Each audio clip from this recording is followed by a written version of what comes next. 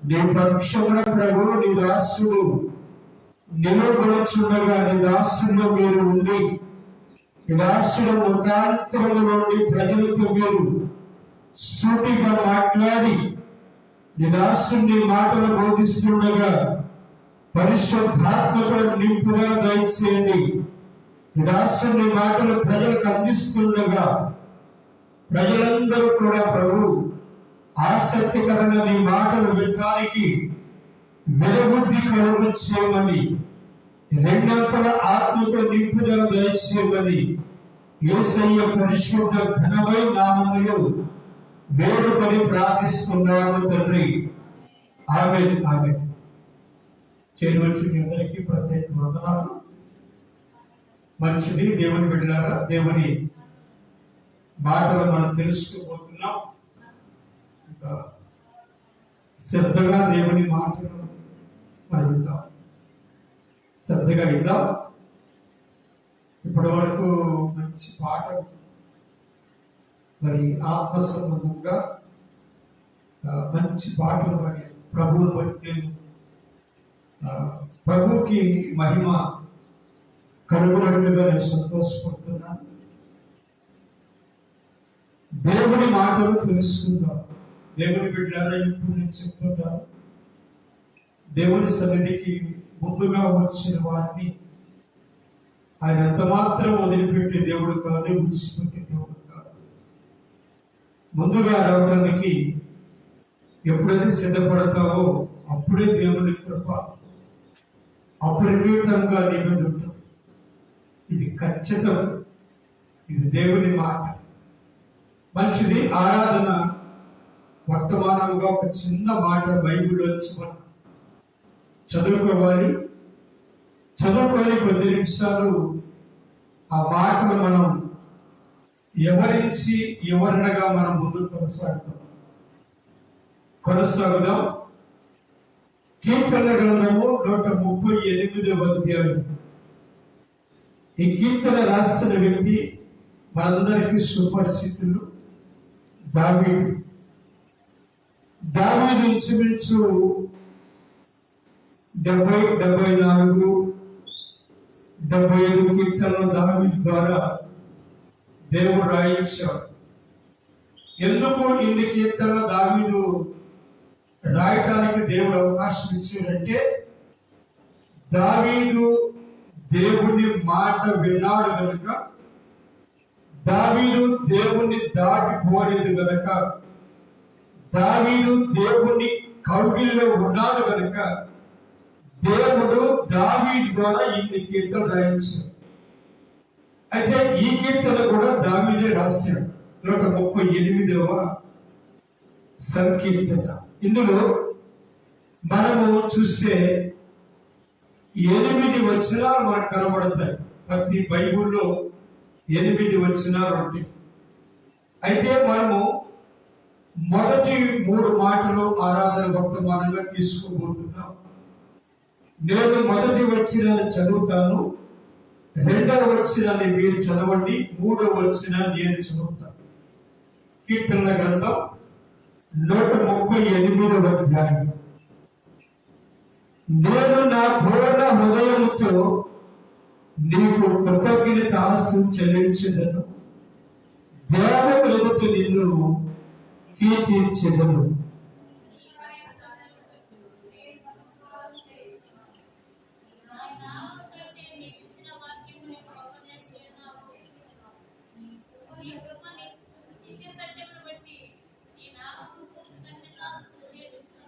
నేను ఎందుకు ఈ మాటలు చదివిస్తున్నానంటే, మీరు కూడా నేర్చుకుంటారు.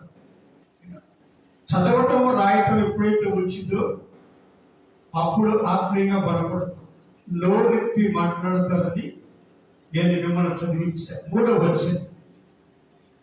నేను మొరపెట్టిన దినమున నీవు నాకు ఉత్తరం ఇచ్చితివి, నా ప్రాణములో ప్రాణి పుట్టించి నన్ను ధైర్యపరిచితివి. చదవబడిన ఘనమైన మాటలు 20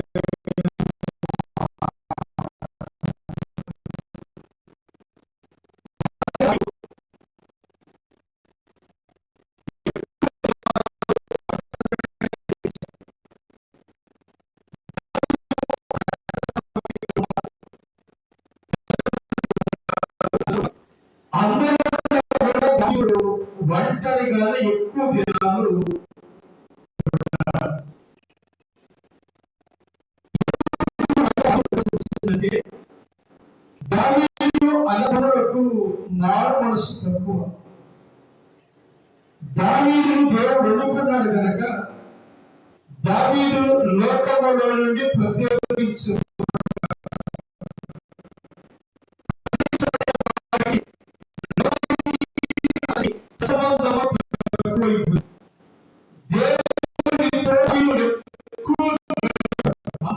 దావీదు ఒంటరి జీవితం తన జీవితంలో ఎక్కువ గడిపాడు.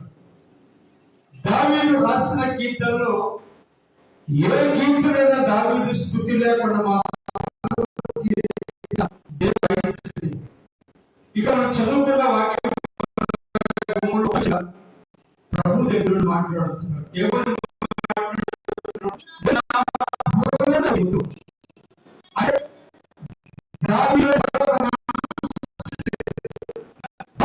హృదయం లేదు, ఆలోచనంటూ ఉంటే దేవుని మాట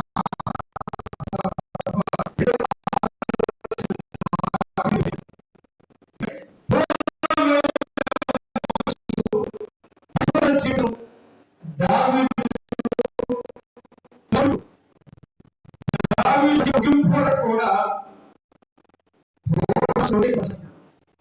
అది ఇక్కడ నేను నా నీకు కృతజ్ఞతాస్తుతులు చెల్లిస్తున్నాను ప్రభు అంటే నా స్ఫూర్తిగా ఈ మాట దావీదు చూసిన మాట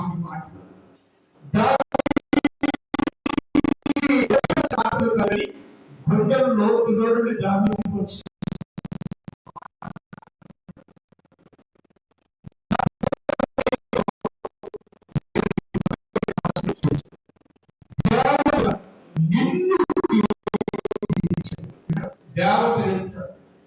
దావీదుకు ఉన్న ధైర్యం ఏంటంటే ఈ దేవతలు అనబడ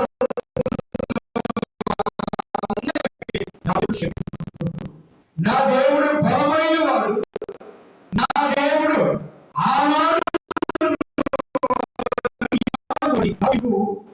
జ్ఞాపకాలు వచ్చి అందుకే దావీదు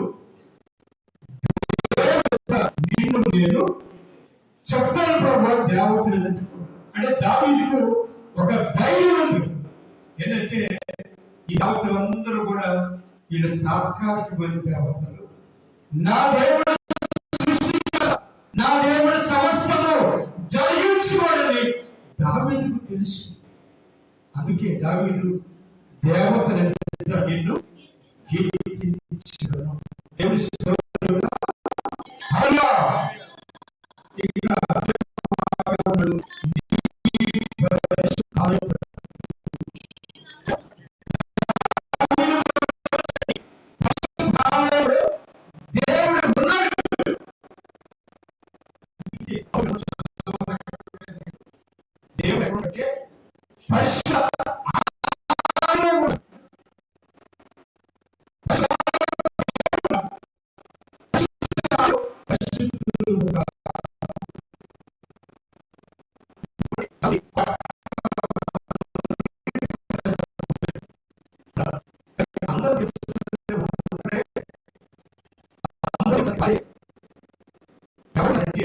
దేవుడు తన ఆలయంలో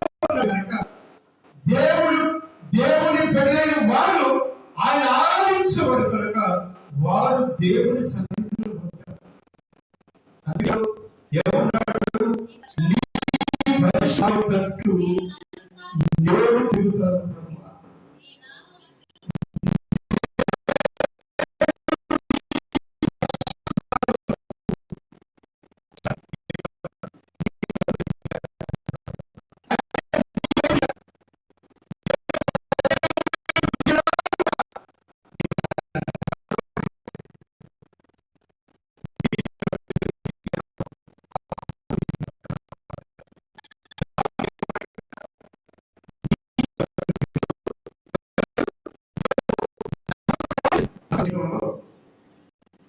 చాలా మంది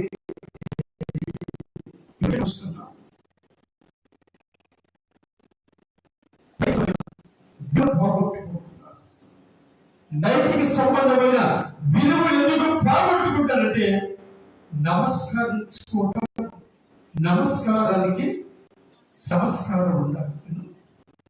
ఒక నమస్కారం, ఆ వ్యక్తి కూడా నమస్కారం అంటే అది రెండు కలిసినప్పుడు మనసులు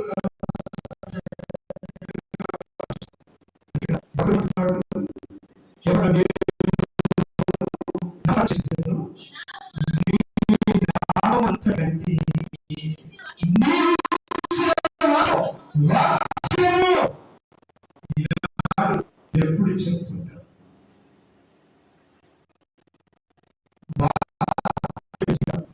ఎండిపోయిన చెట్టు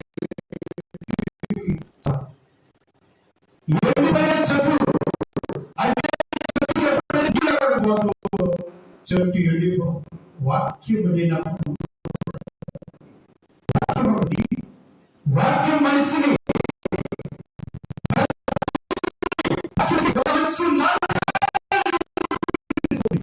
జీవితాన్ని మారుస్తుంది. అది నీ నీవిచ్చిన వాక్యం నీవు గొప్ప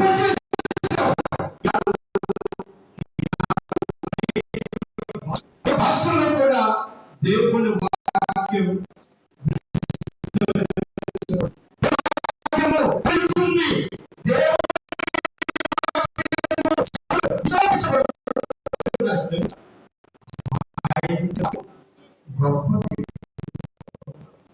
నేనంటాను మనిషి ఎప్పుడు ఒకవేళ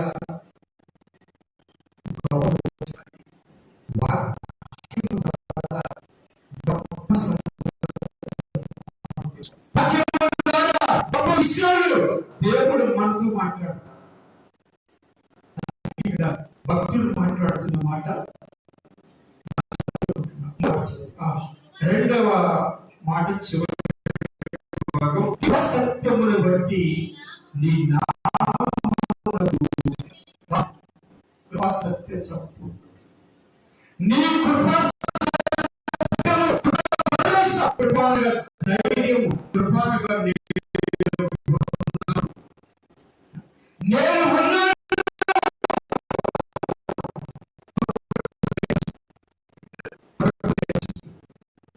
నేను ఎవరున్నా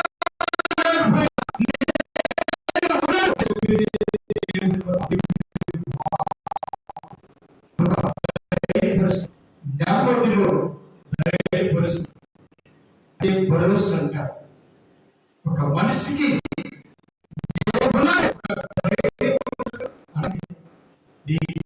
కృపా సత్యమును బట్టి ఏమన్నాడు?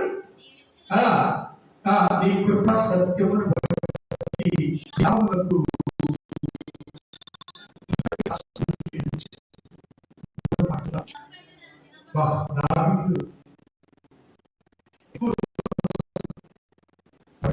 ప్రార్థన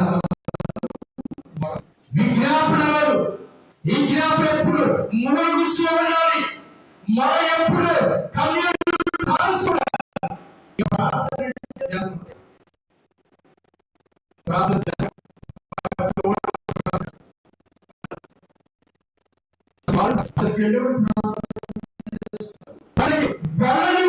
ప్రార్థన చేస్తారు. దొంగోడు కూడా ప్రార్థన చేసుకుని బయలుదేరుతాడు. ఎందుకు? నేను ఎవరి కంట పడకూడదు ప్రభు అంటే జనరల్ గా అందరూ ప్రార్థన చేసుకుంటారు. అందరూ ప్రార్థన 10కి వెళ్ళేవాడు ప్రార్థన చేసుకుంటాడు, లోకంలో ఉన్న ప్రార్థన చేసుకుంటాడు.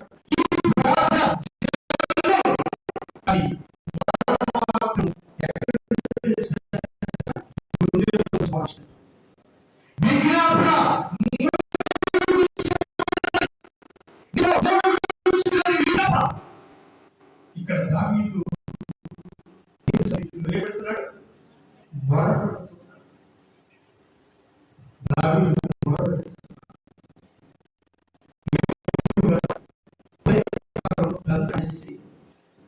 తన బిడ్డల కొరకు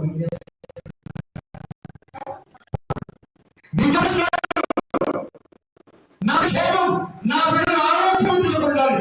ఈ రోజు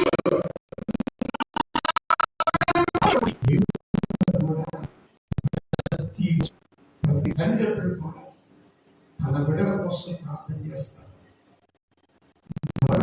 దేవా ఈరోజు నా బిడ్డల క్షేమం ఉంచండి. ఆ బిడ్డల మొరపెట్టి అనుభవం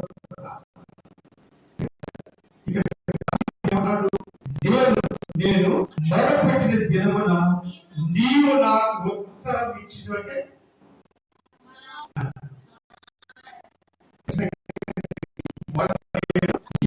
ఒక వ్యక్తి నుండి మరొక వ్యక్తికి సమాచారం వెళ్ళాలంటే ఇప్పుడైతే ఫోన్లు వచ్చింది.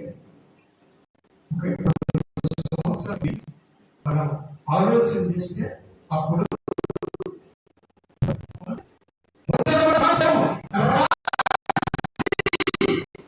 దావీదు కూడా దేవుడు ఉత్తరం ఇచ్చింది.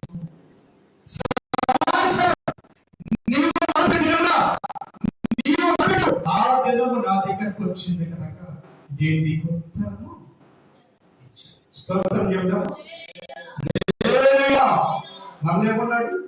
నా ప్రాణములు ప్రాణి పుట్టించి నన్ను బయటపరిచి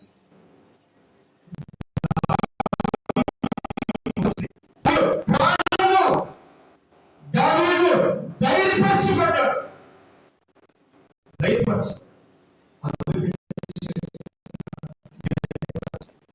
నేను మొరటిన దినమున నీవు నా మొరవిన్నావు, నా మొరవిని నీవు నాకు ఉత్తరం ఇచ్చావు.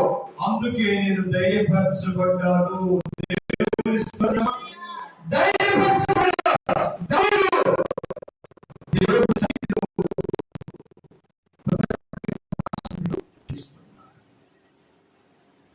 దేవుని బిడ్డలారా, ఈ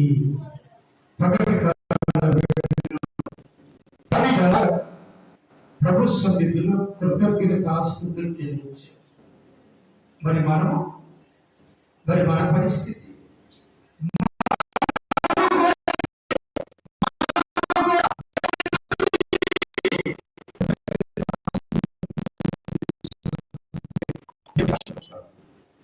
దేవుడు పూర్ణారోగ్యం ఇస్తాడు. దేవుని సన్నిధికి వెళ్ళటానికి దేవుడు పంపిస్తాడు. దేవుని స్తోత్రం చెప్తాం. హల్లెలూయా. ఈ రోజు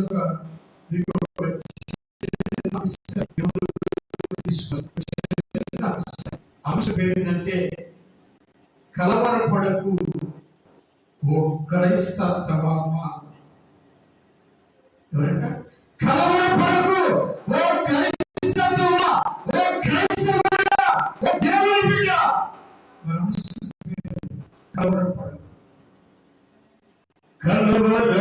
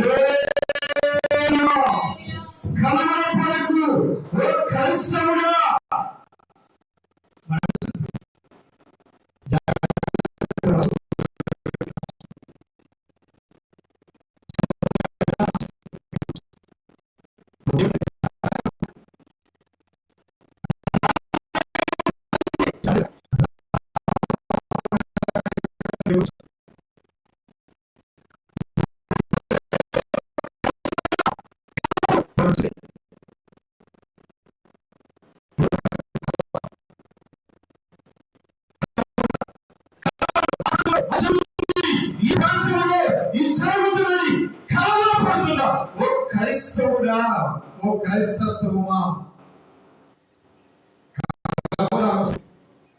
బైబిల్లో నేను మీకు 3 విషయాలు చెప్తాను. కలవరపడేవాడు ఎప్పుడు భయపడదు. కానీ దేవుడు ధైర్యం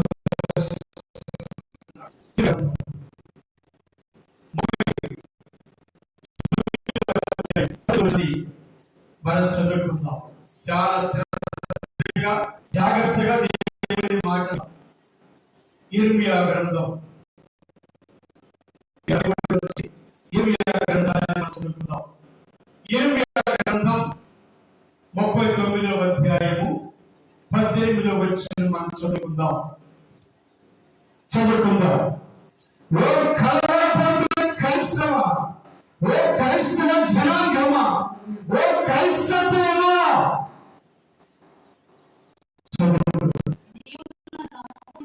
ఎవరితో ఎవరి మాటలు మాట్లాడుతున్నారు?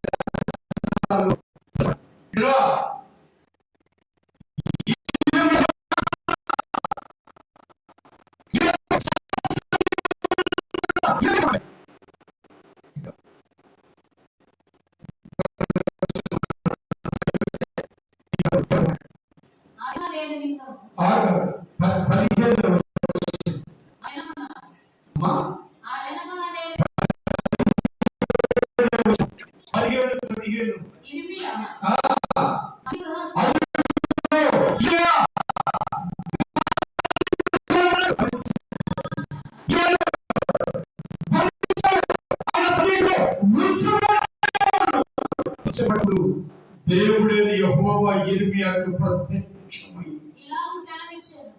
ఇర్మియా చెప్పు, ఇర్మియా నువ్వు నీ వాకు ఒక వ్యక్తితో మాట్లాడమని చెప్పాడు. చంద్రుడు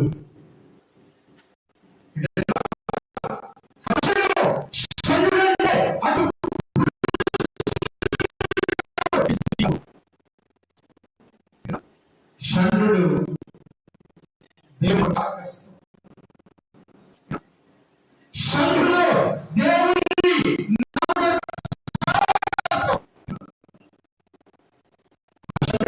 అక్కడ రాయబడి ఉన్నది. ఒక షండుడు అతని గురించి కొంచెం వెనక్కి వస్తే మనకు అర్థమైంది. ఇర్మియా గ్రంథం 8వ ఇర్మియా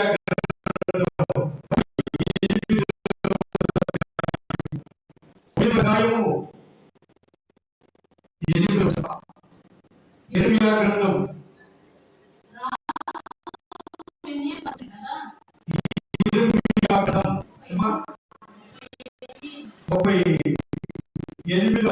38వ వచనం.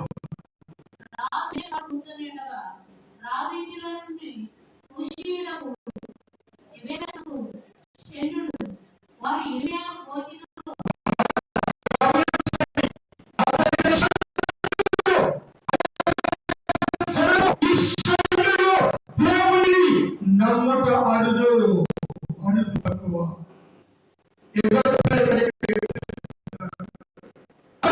నిజంగా నిజంగా దేవుని అతనికి శ్రమ వచ్చింది. ఓ క్రైస్తవుడా, ఓ క్రైస్తవుడా, ఈ షండు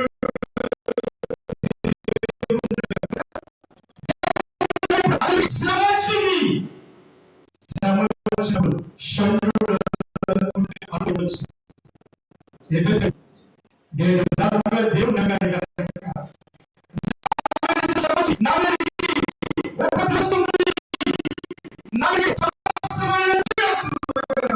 దేవుడు అధైర్యపడి ఉండొచ్చు.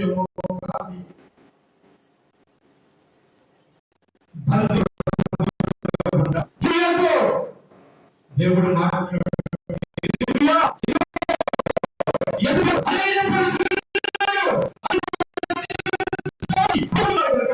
నీ మతలతో చెప్పు, నీ మతలతో చెప్పు. ఇర్మియాతో దేవుడు మాట్లాడు. మాట్లాడతాడు.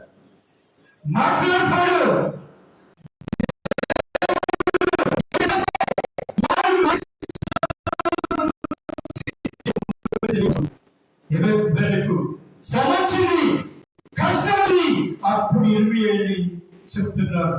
నీవు 18వ వచనం 39వ అధ్యాయం 18వ వచనం, నీవు నన్ను నమ్మితివి, నమ్ముకుంటే తప్పించను. చాలా చాలా షండు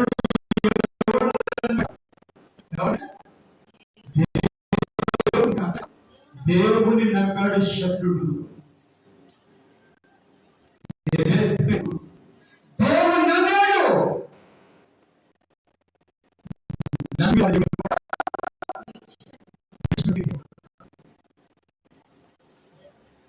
నీవు నన్ను నిశ్చయముగా వినండి, నీవు గమనిస్తున్నావు, నీవు నమ్మావు కనుక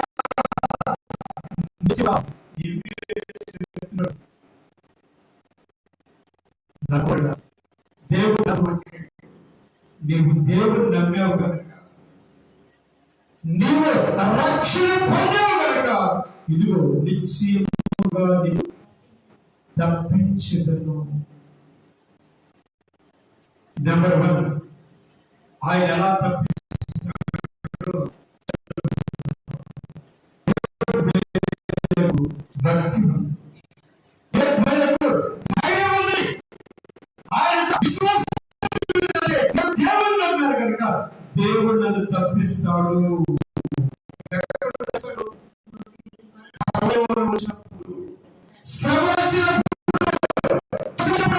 దేవుడు తప్పించగలిగిన వాడు. దేవుని స్తోత్రం. అందుకే యోబు గారి కష్టం వచ్చింది, దగ్గరికి స్నేహితులు వచ్చారు.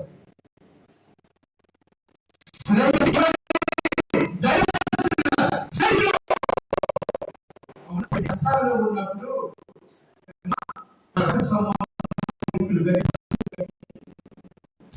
వెళ్ళి ధైర్యపరచాలి.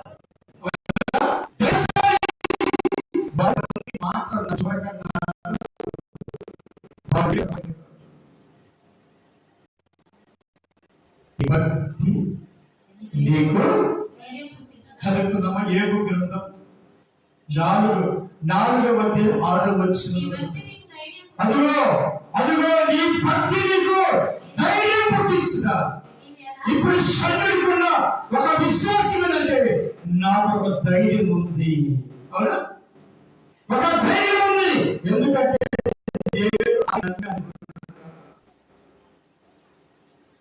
తన భక్తులు పంపించాడు. అతనికి నేను తప్పించాను. దేవుణ్ణి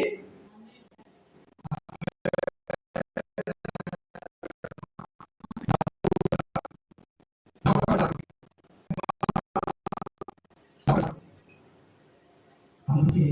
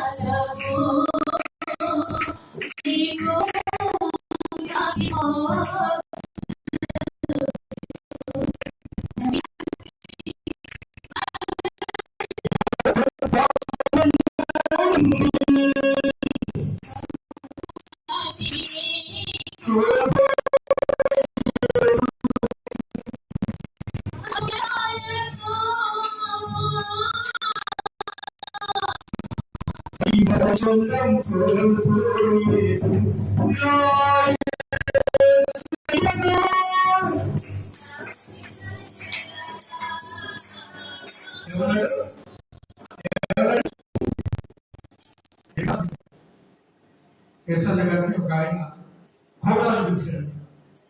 ఒక 2-3 సంవత్సరాల నుంచి తిరుగుతున్న డేట్ కోసం ఎస్ఎల్ 2-3 సంవత్సరాలు తిరుగుతుంటే సరే పానీలో తిరుగుతుందని ఆ ఏరియా పాస్టర్ పంపించాడనే జానబాబు అని ఒక చెప్తున్నాడు. సంవత్సరాలు డేట్ ఇవ్వమంటున్నాడు. చూసినట్టే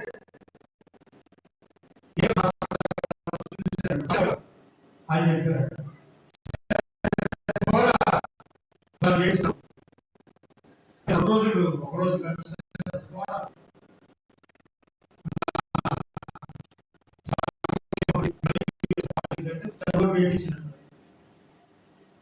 ఒక రోజు భార్య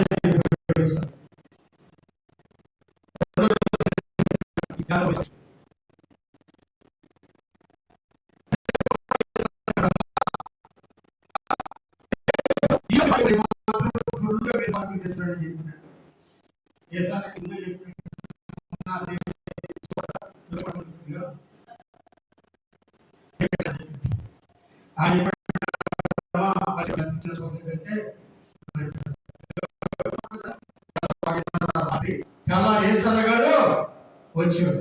నా ముఖ్యమంత్రి కానుక జనం మరి అన్నని చెప్పి ఈ అధ్యక్షుడు చెప్తే కానుకలు పడుతున్నారు. ఇక్కడ కానుకలు వస్తుంది.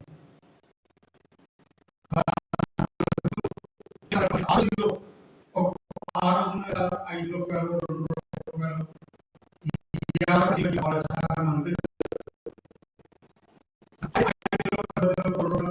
వేసి ఉంటారంట. ఏసన్న గారి బస్సులో తీసుకు 100 రూపాయలు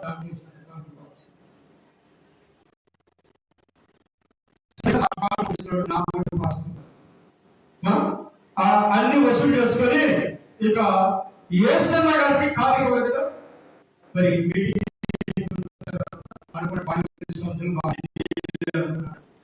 ఈడంట చిరి నాకు కూడా మొన్న వచ్చిన మీటింగ్లో మంచి మంచి కార్యక్రమాలు వచ్చినాయి. ఎవరు తీసుకోవాలి ఇష్టం లేదమ్మా. అవి ఏరే బ్యాంకు ఎవరు తీసుకోరండి. అంత మంచి కొత్త కార్యక్రమం అయితే చిరిగిపోయిన కార్యక్రమం ఒక 10 రూపాయలు తీసుకొని ఒక పేపర్ తీసుకొని వాడు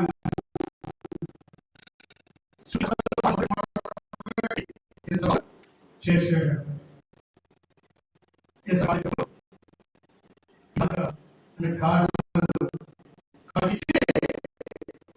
చేసి వెళ్ళిపోయాడు.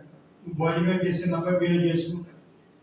ఇంటికి వెళ్ళిన తర్వాత అసిస్టెంట్ పాసుకుంటారు. అరే ఆ కవర్ చూడంటే వాడు ఒప్పదీసి అర్థం అనుకుంటున్నాడు. చివరికి చిరిగిపోయినా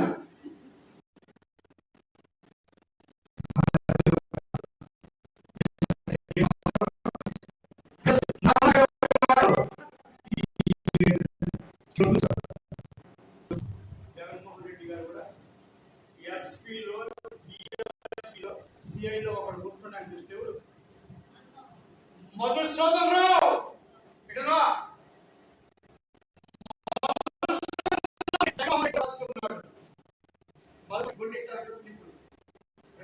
అయితే పోలీస్ డిపార్ట్మెంట్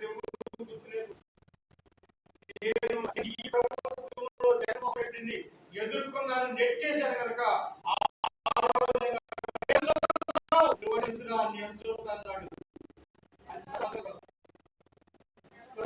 అందుకే చేశారు. కానీ వాడు ఇప్పుడు మళ్ళా ఎప్పుడు అసలు మొత్తాలు ఈ 10 రూపాయలు చూసి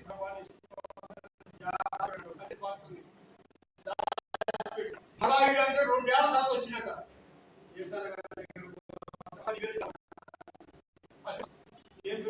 ఎందుకు వచ్చామంటే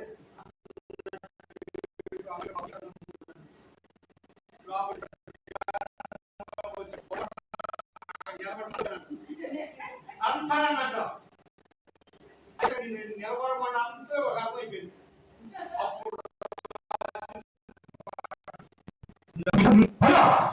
మనుషులను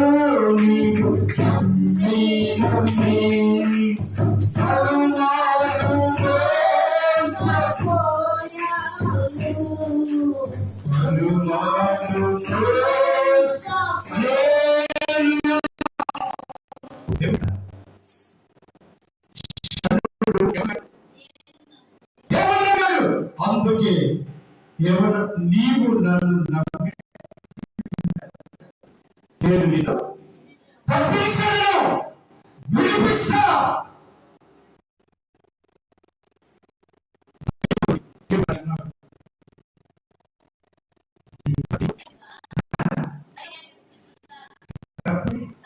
నీ భక్తి నీకు ధైర్యం పుట్టించిన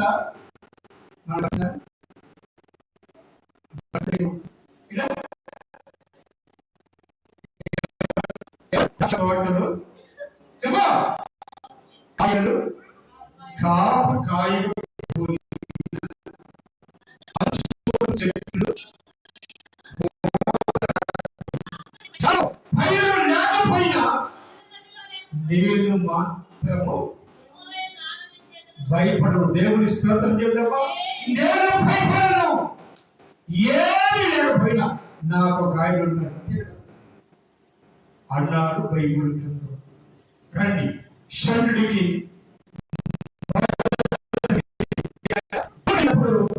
దేవుడు అతని భయము నుండి తప్పించెను.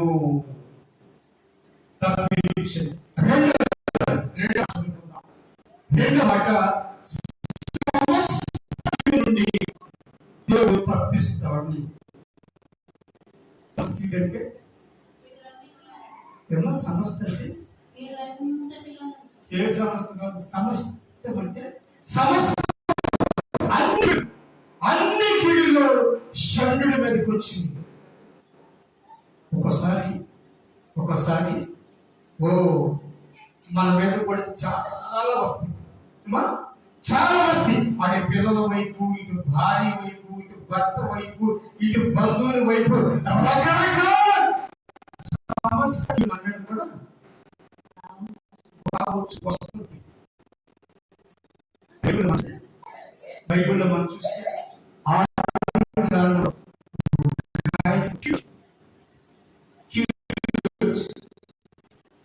ఆయన తీసుకెళ్ళి పడేసారు, గోతిలో పడేసి ఆయన చొక్కా తీసుకెళ్ళి ఏడానికి నాన్నగారు గొర్రె కాసుకునే ప్రాంతంలో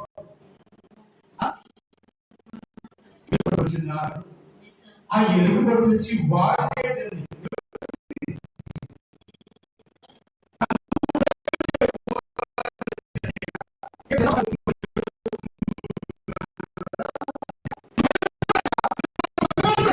ఈ చొక్కాను నీకు చూపెట్టామని ఆ చొక్కాకి రక్తం మూసి, అదేనా మూసి, ఇదిగో దేవుణ్ణి నమ్మించిన ఈ పని తండ్రిని కూడా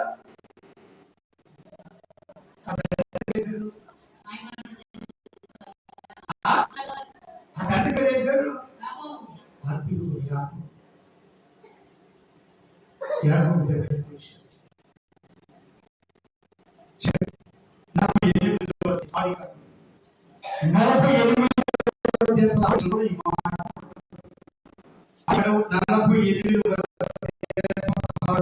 ఏమన్నాడు? సమస్తముగా ఒకసారి సమస్తమైన దేవుడు ఏమన్నారు?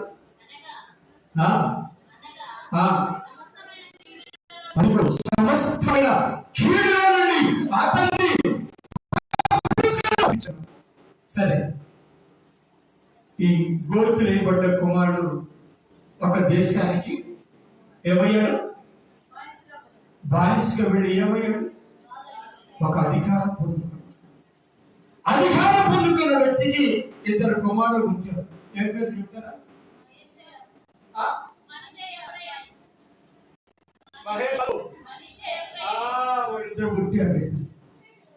పుట్టినప్పుడు అతడు ఎక్కడ తీసుకొచ్చాడు?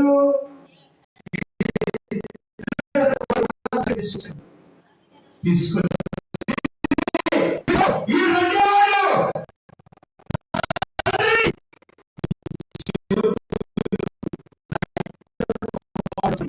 యాకోబుకి మన దృష్టి ధైర్య మనిషి కూడా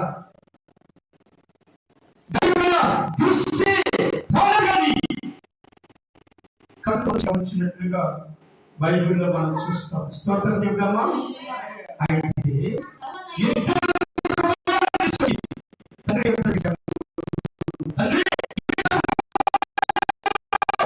మీరు దీవిస్తే మా కంటే ఎక్కువ దీవించబడతారు అని తీసుకొచ్చినప్పుడు తండ్రి ఇద్దరు మనవాళ్ళ దగ్గర పెట్టుకుని దీవించాడమ్మా.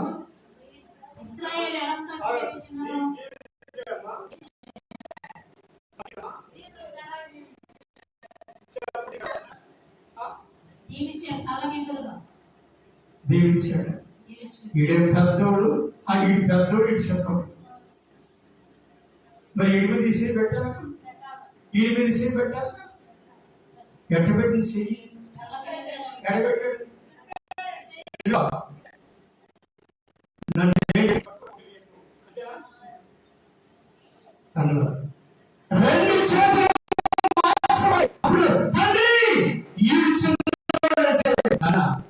నీకు ఈ మరణం తెలియదురా, నిన్ను సమస్త కీడు దేవుడు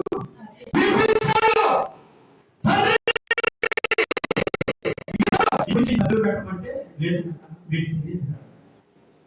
ఈనాడు క్రైస్తవులకు కూడా క్రైస్తవులు మన ఇంటి పక్క కూడా